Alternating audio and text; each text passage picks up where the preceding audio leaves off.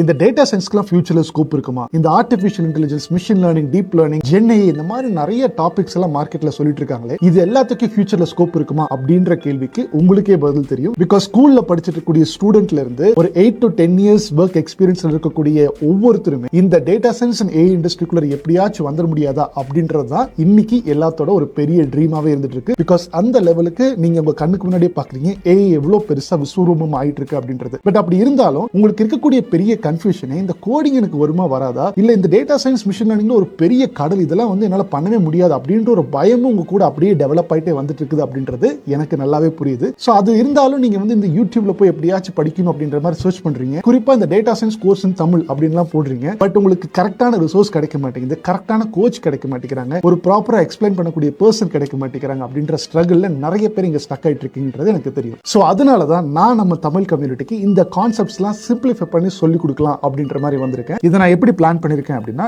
இந்த data science with machine learning பிளேலிஸ்ட்ல daily உங்களுக்கு ஒரு வீடியோ ரிலீஸ் ஆகிட்டே இருக்கும். அதை நீங்க ப்ராப்பரா படிக்கணும். இதை எப்படி ப்ராப்பரா படிக்கிறது அப்படின்றதுக்கு ஒரு எஃபிஷியன்ட் ஸ்ட்ராட்டஜி இருக்கு. அதை நான் உங்களுக்கு இப்ப சொல்லி தரேன். First step, I do you see. ஓகேவா? நீங்க வந்து ஃபர்ஸ்ட் பார்க்கணும். Second step, I do you do parallelly work பண்ணணும்.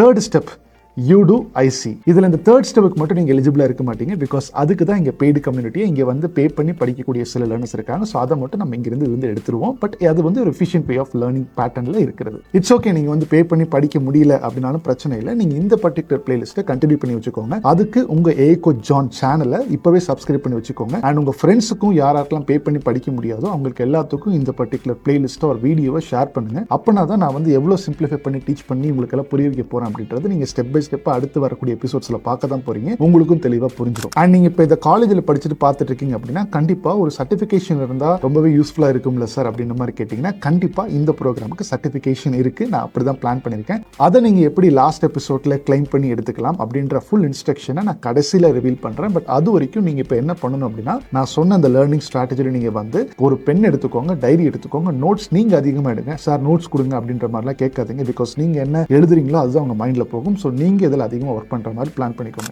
சரி, இது எல்லாத்துக்கும் முன்னாடி ஃபர்ஸ்ட் நான் யாரு, என்னை பத்தி உங்களுக்கு நிறைய பேருக்கு தெரியாம இருக்கலாம். மேபி புதுசா இப்பதான் சேனலுக்கு நீங்க சப்ஸ்கிரைப் பண்ணிருக்கலாம். பட் நான் யாரு, இங்க நான் என்ன பண்ணிட்டு இருக்கேன், என்னுடைய கோல் என்ன அப்படின்றது உங்களுக்கு தெரியல அப்படின்னா, நான் நெக்ஸ்ட் 20 மினிட்ஸ்ல என்னைய பத்தி ஒருத்தர் இன்டர்வியூ எடுத்திருக்காரு. அதை நீங்க இப்ப பாத்தீங்க அப்படின்னா என்னுடைய கம்ப்ளீட் ஹிஸ்டரி அண்ட் என்னுடைய அச்சீவ்மெண்ட்ஸ் எல்லாமே உங்களுக்கு தெரிய வந்துடும். ஸோ நான் இப்போ அதை ப்ளே பண்றேன், பாருங்க. ஏன்றது இப்போதான் ட்ரெண்ட் ஆயிட்டு இருக்கு. ஆனா நீங்க லாஸ்ட் 7 இயர்ஸா ஏல இருக்கேன்னு சொல்றீங்க.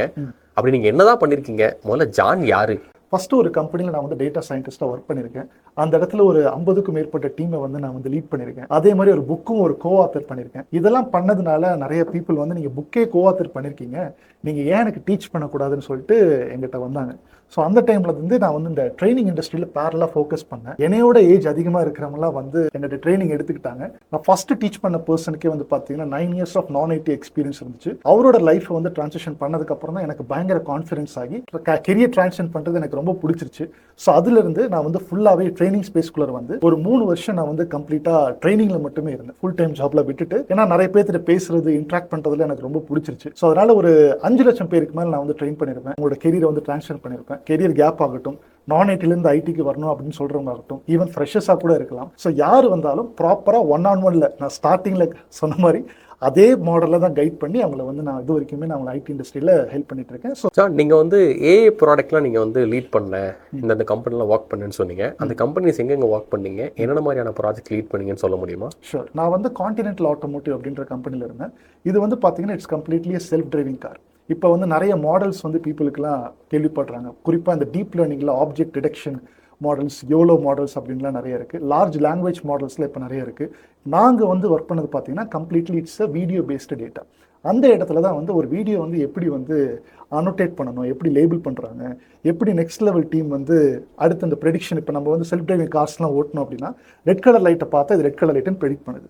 இந்த மாதிரியான ப்ராஜெக்ட்ஸ்ல ஒர்க் பண்ணி லீட் பண்ணி நிறைய அச்சீவ்மெண்ட்ஸ்லாம் கூட பண்ணிருக்கு. அது ஒர்க் பண்ணிட்டு பேரலா வேற ஒரு கம்பெனியில் ஒரு ஸ்டார்ட் அப் பேஸ்டு கம்பெனி தான். அவங்க வந்து ஒரு புக் பப்ளிஷ் பண்ணணும், உங்களுக்கு நாலேஜ் இருக்குல்ல அப்படின்ற மாதிரி கேட்டாங்க. ஸோ அவங்களோட ஒரு கொலாபரேட் பண்ணி அது டேட்டா இபுக் அப்படின்ற மாதிரி ஒரு கம்பெனி. அந்த இடத்துல அவங்களோட ஒரு 3-4 ப்ராஜெக்ட் நான் பண்ணியிருக்கேன். ரெக்கமெண்டேஷன் இன்ஜின்ஸ் அப்படின்ற ஒரு ப்ராஜெக்ட் பண்ணியிருக்கேன். ப்ரெடிக்டிவ் மெயின்டெனன்ஸ் அப்படின்ற மாதிரி ஒரு ப்ராஜெக்ட் பண்ணியிருக்கேன். அப்புறம் NLP வச்சு சாட் பாட், இப்போதான் வந்து சாட் ஜிபிடிலாம் வந்திருக்கு. பட் அப்போல்லாம் சாட் ஜிபிடி இல்லை. அப்போவே நான் அந்த மாடல்லாம் பில்ட் பண்ணி ஜஸ்ட் அந்த மாதிரியான ஃபீல்டில் நான் ஒர்க் பண்ணியிருக்கேன். நீங்கள் இவ்வளோ விஷயங்களை அச்சீவ் பண்ணியிருக்கீங்க. அப்போ நீங்கள் காலேஜில் டாப்பராக தான் இருந்திருக்குன்னு நினைக்கிறேன். நீங்கள் பயங்கரமான படிப்பாளியாக இருந்து தான் உங்களால் இந்த ஏஐ எல்லாம் படிக்க முடியுதுன்னு நினைக்கிறேன். நான் ஒரு சாதாரண ஒரு ஸ்டூடெண்ட், என்னால் வந்து ரொம்ப படிக்கலாம் முடியாது. இன்ஃபேக்ட் நான் அரியர்லாம் வச்சு தான் கிளியர் பண்ணி வந்திருக்க மாதிரியான ஆட்களாக இருக்கும்.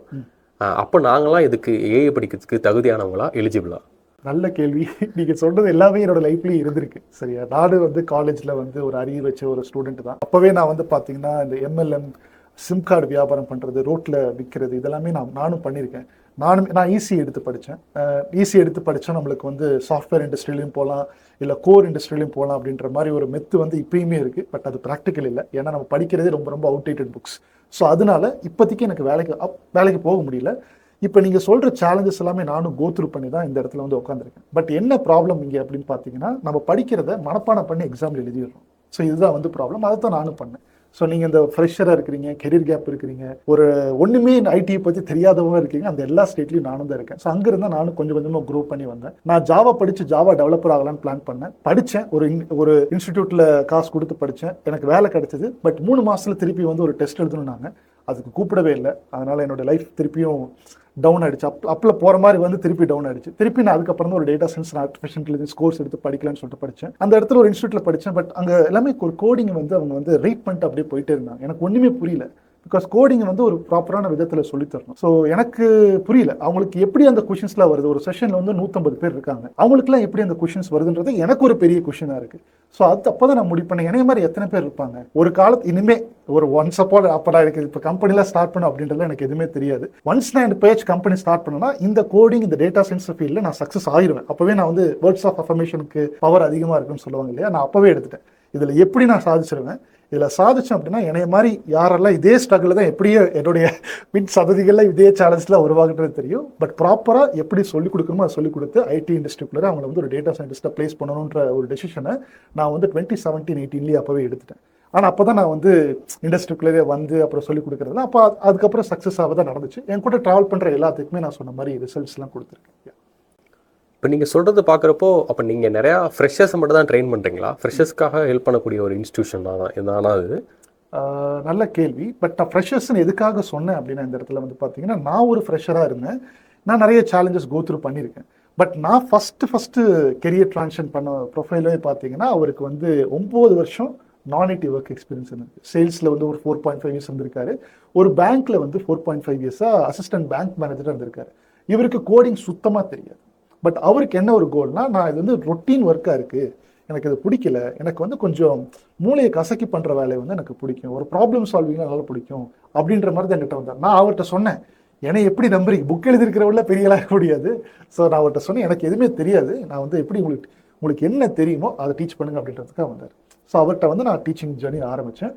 அவர் சொன்னார், நீங்கள் பேசுகிறதெல்லாம் டீச் பண்ணுறதெல்லாம் புரியுது அப்படின்ற மாதிரி சொன்னார். அப்போ தான் எனக்கே தெரியும், நான் ஒருவேளை நான் பேசுகிறதுலாம் பீப்புளுக்கு புரியுது போல அப்படின்றது அப்போ தான் எனக்கே தெரியும். ஸோ அந்த ஜேர்னிலேருந்து நான் ஸ்டார்ட் பண்ணேன். ஸோ ஃபஸ்ட்டு நான் இப்போ அசஸ் பண்ண பர்சன் வந்து பார்த்தீங்கன்னா non IT to IT career transition. அவருக்கே 9 years of non IT work experience இருந்துச்சு.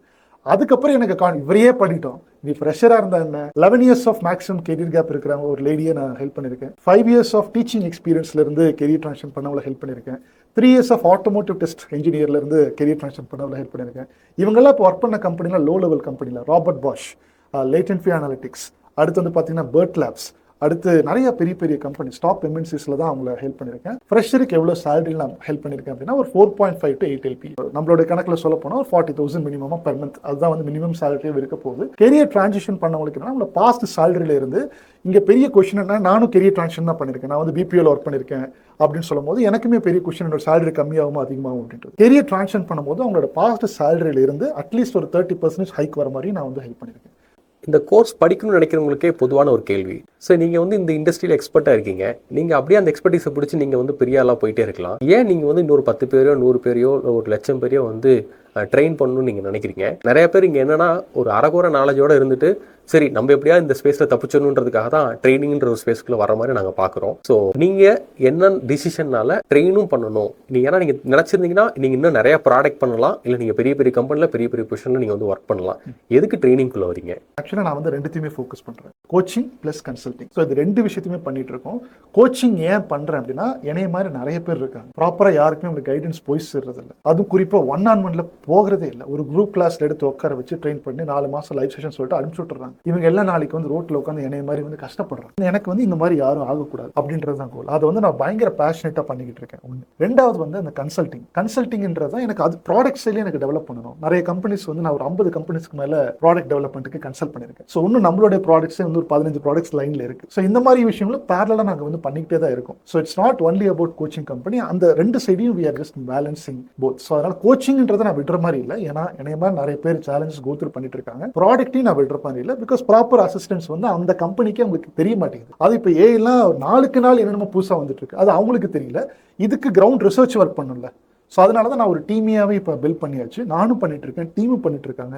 இங்கே இருக்கிற எல்லாருமே வந்து பார்த்தீங்கன்னா they are already skilled and they wanted to upskill themselves each and every day. அதுதான் கோல். ஓகே, நீங்கள் வந்து 1-on-1 கோச்சிங்னு சொல்கிறீங்க. அப்போ 1-on-1 கோச்சிங்னா என் கூட டெய்லி நீங்கள் வந்து லைவாக பேச போகிறீங்களா? அந்த கோச்சிங் ப்ராக்ரஸ் எப்படி இருக்கும்? அந்த கோர்ஸ் எப்படி இருக்கும்? இதோட ஃபீஸ் ஸ்ட்ரக்சர்ஸ்லாம் எப்படி இருக்க வாய்ப்பு இருக்குது?